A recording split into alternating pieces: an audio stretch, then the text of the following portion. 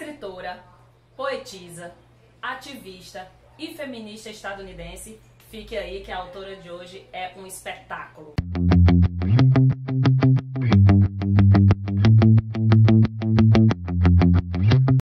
Olá pessoal, eu sou Kênia Diógenes. E eu sou a Adriana Lima. Você tá no Cabe na Estante, mas o vídeo hoje é do Nós Literário. A convidada do dia é a Adriana, e que vocês já ouviram o nome dela, né? E a gente vai falar hoje de um livro espetacular, que foi indicação dela para o nosso clube de leitura. E vocês não vão se arrepender de ficar aí e também de ler essa obra, porque realmente, vencedora do Prêmio Pulitzer, vencedora do National Book Award, o livro de hoje é A Cor Púrpura, da Alice Walker. Adriana, gostaria de começar a resenha? Bom, A Cor Púrpura, gente, retrata a história de Sally, uma mulher negra que mora no sul dos Estados Unidos. Ela retrata a história de toda a opressão sofrida pela Sally, desde os seus anos de adolescência, né, de 13 a 14 anos, onde sofre abusos do pai. E aí esses abusos persistem quando ela casa com Albert e sofre todo tipo de violência doméstica, de submissão e psicológica, porque ela fica sendo chamada de feia e de, né, todo tipo de realmente de violência que a gente não quer sofrer, mas que a gente sabe que existe até hoje, né, um tema super atual. Um livro de 1982, A Cor Púrpura, como eu já falei, vencedor de vários prêmios. Ele vai tratar então de todas essas temáticas, né, do racismo e também da opressão contra a mulher. Na verdade é um livro que traz muito mais temáticas do que só isso, né, mas de qualquer maneira essa é o mote que a Alice Walker usou para trazer essa temática. Ela que também é uma mulher negra, vou botar a imagem dela aqui. Também é uma escritora negra, e não só por isso, né, mas também por isso ela se torna uma ativista não só feminista, mas também dentro da causa negra, né? Bom, a personagem principal, a Sally, ela mora no sul dos Estados Unidos, né, uma área onde a escravidão ainda deixou muitos resquícios ainda, e o racismo é muito forte ainda nessa área. Essa obra é descrita em forma de cartas, onde a Sally ela escreve cartas destinadas a Deus e posteriormente cartas destinadas à sua irmã Nettie, a qual ela foi separada após o casamento com o marido dela. Ela foi embora ela casou com esse marido sem desejar, né? Claro, o pai, na tentativa de se livrar da Sally, empurra ela para esse marido, que na verdade queria casar mesmo, era com a Nettie, né, que era mais nova, mais bonita, segundo o que eles relatam, e foi viver com esse homem, um homem que passou a vida inteira amargurado, porque ele amava outra mulher e foi obrigado a casar com outra pelo pai, porque sim, não só as mulheres sofrem opressão, embora a opressão masculina ela seja diferente, mas a gente percebe que o senhor, que o tempo todo ele é chamado de senhor, ele não tem nome, a gente só vai descobrir o nome dele lá no final. O senhor, ele então vive essa amargura, né, de não ter casado com a mulher que ele ama, e essa mulher que ele ama é a Shug, Shug, não importa, cada um no grupo resolveu chamar de uma forma. O senhor, ele tem uma paixão, né, antiga, pela Shug, né, que é a personagem que vai entrar na vida deles dois.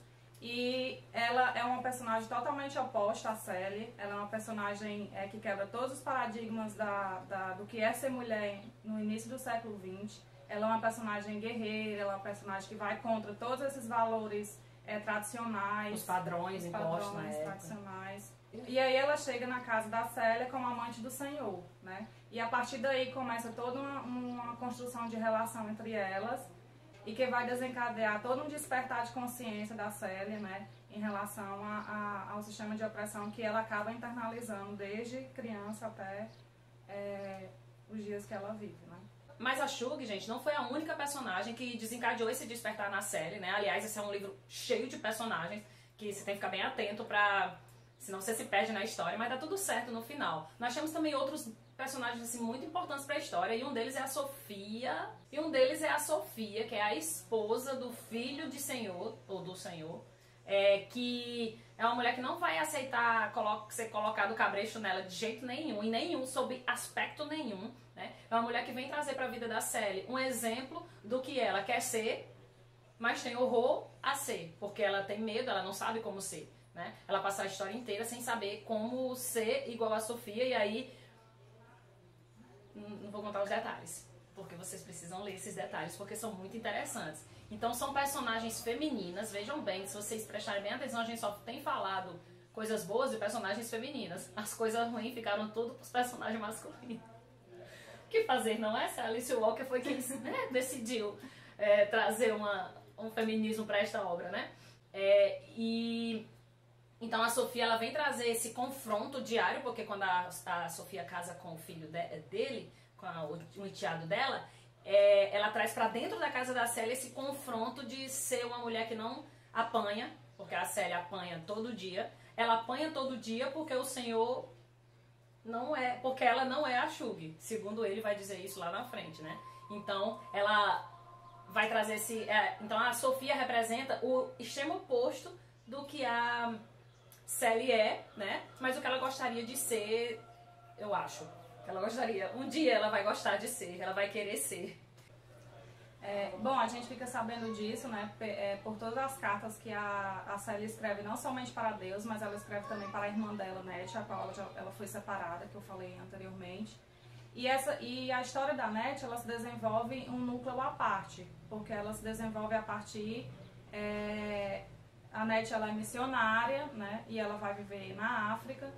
E aí, a partir dessas cartas é que a gente fica sabendo de toda a história que ela vive lá na África, a partir das cartas que ela e a Sally trocam nesse período, né?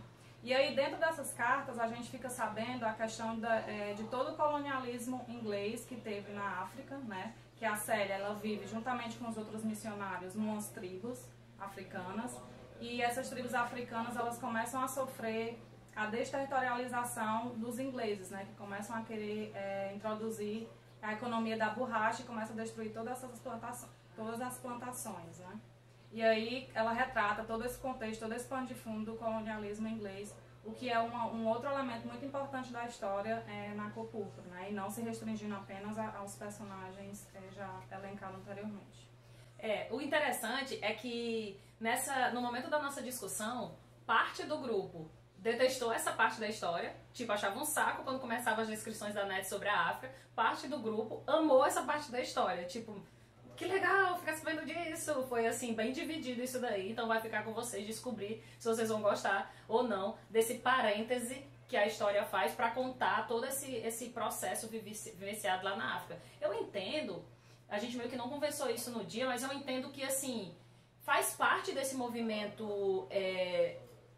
Não estou no meu lugar de fala, né, mas pelo menos é a impressão que tem dado, a importância que existe em resgatar a nossa ancestralidade, para a partir da nossa ancestralidade tratar a questão do racismo. E eu acredito que a Alice Walker introduziu essa parte na história nessa tentativa, né, de discutir o racismo, resgatando um pouco também dessa ancestralidade nossa, né, que é africana também, né, que é também africana, igualmente importante. Então você acha também?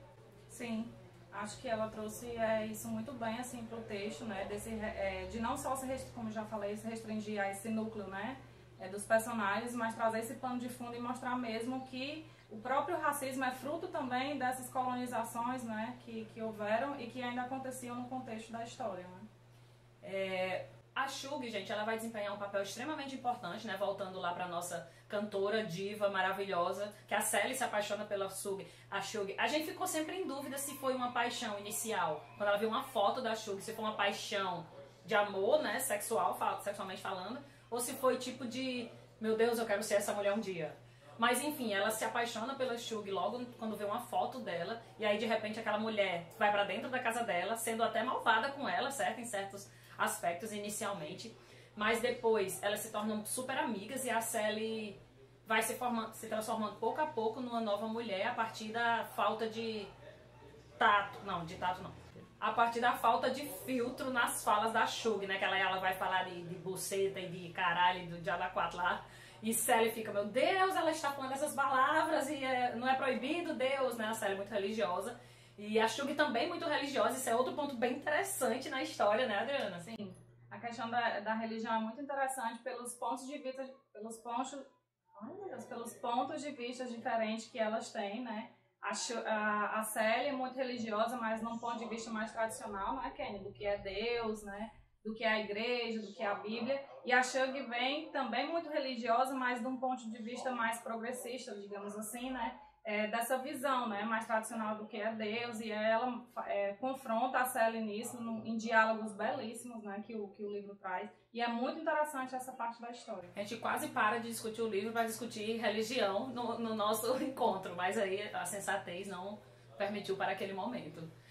É importante destacar também, gente, que o livro ele não é só de violência, de opressão, mas também, claro, é isso também, mas também de um despertar dessa opressão, né, da Sally, e isso é muito lindo ver esse despertar dela, porque até ela tinha isso internalizado nela, de que ela merecia passar por aquilo, de que era natural o homem tratar assim, né, de apanhar. Então, assim, a própria Sally tinha muito isso internalizado, e isso vem de toda uma cultura, né, que a gente já sabe de criação mesmo, né, do patriarcado, que tem essa estrutura, né. Mas é muito lindo o despertar dela e o quanto as personagens femininas que estão ao redor dela ajudam ela nesse sentido, né? A própria Shug, a Sofia também ajuda muito nesse sentido. E é uma reinvenção mesmo do que é ser mulher, né, naquela época, assim. É muito bonito o despertar da série. Muito. Uma coisa que me incomodou um pouco, mas pelo jeito foi só a mim mesmo lá no dia da discussão, foi o fato dela não começar dizendo onde se passa a história, e eu tive que descobrir aí. Só que aí tem na parte de trás do livro, mas eu não gosto quando um livro é assim. Quando eu não sei onde o livro se passa, a não ser que isso não seja importante para a história. Não era o caso, certo? Que a gente estava falando de coisas, de fatos históricos de um povo, e eu precisava saber se aquilo era uma coisa que se ambientava muitos anos atrás, se ambientava no presente, eu não fiquei sabendo disso.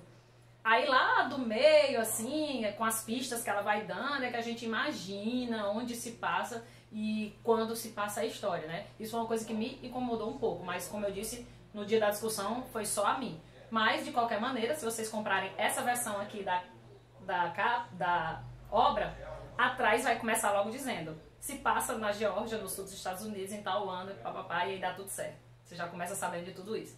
Se você é um leitor de contracapa de livro, claro. Fique sabendo que vai ter um spoilerzinho também na contracapa do livro, mas qual o problema, não é verdade?